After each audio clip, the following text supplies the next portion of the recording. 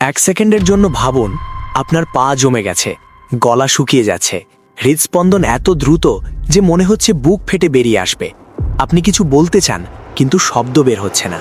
আমরা একে বলি ভয়। কিন্তু যদি বলি এই আবেগটাই পুরো সত্য নয়, যদি বলি আপনার নিজের মস্তিষ্কই আপনাকে এমন এক জেলে আটকে রাখে যার দরজা আসলে খোলা, আজ আমরা মোটিভেশন বিক্রি করব না। আজ আমরা খুঁজব সেই লুকানো ত্রুটি যে কারণে আপনি নিজের সামর্থ্য থাকা সত্ত্বেও পিছিয়ে যান। ভিডিওটি স্কিপ করবেন না। বিবর্তনের ইতিহাস বনাম আজকের জীবন।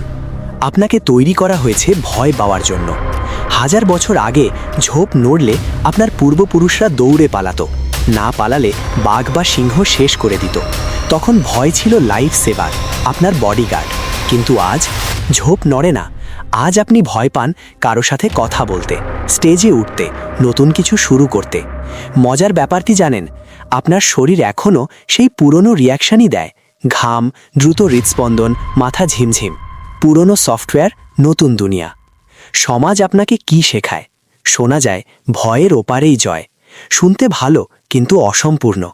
ভয় একটা সিগন্যাল, শরীরের কেমিক্যাল রেসপন্স। যতদিন এটাকে রহস্যময় আবেগ ভাববেন, ততদিন আপনি এর দাস। যেদিন বুঝবেন এটা মেকানিজম, সেদিন আপনি নিয়ন্ত্রণ নিতে শুরু করবেন। লোকে কি বলবে? Spotlight effect. আপনি ভাবেন সবাই আপনাকে দেখছে, আপনি ভুল করলে সবাই মনে রাখবে। কিন্তু সত্যটা কঠিন। মানুষ নিজের জীবন নিয়েই এত ব্যস্ত যে আপনাকে নিয়ে ভাবার সময় তাদের নেই।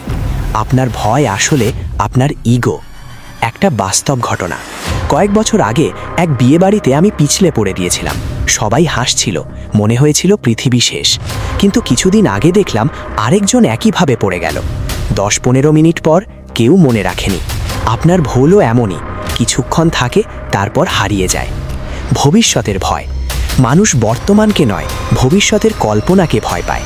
ফেল করলে কি হবে, মানুষ কি ভাববে, এই চিন্তাই স্ট্রেস তৈরি করে। সমাধান: অ্যাকশানের আগে ভাববেন না। আপনি যদি 1 মিনিটও ভাবার সুযোগ দেন, আপনার মস্তিষ্ক 1000 অজুহাত বানাবে। ঠান্ডা পানিতে নামতে ভয়? গুনবেন না, সোজা নেমে পড়ুন। স্টেজে উঠতে ভয়? ভাবার আগেই উঠে যান। হ্যাঁ, আটকাতে পারেন, কেউ হয়তো একটু হাসবে, কিন্তু কেউ আপনাকে খেয়ে ফেলবে না। ভয় সবারই লাগে, যেতে সেই যে ভয়ের মাঝেও এগিয়ে যায়।